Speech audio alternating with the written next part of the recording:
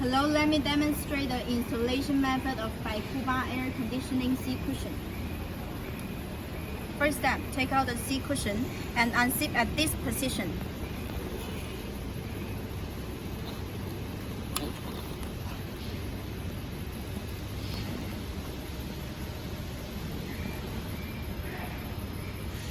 Second step, insert ventilation hose into the air inlet of seat cushion.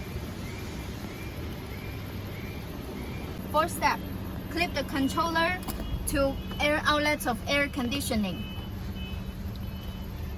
Fifth step, insert USB cable charging cable into USB port of car cigarette lighter.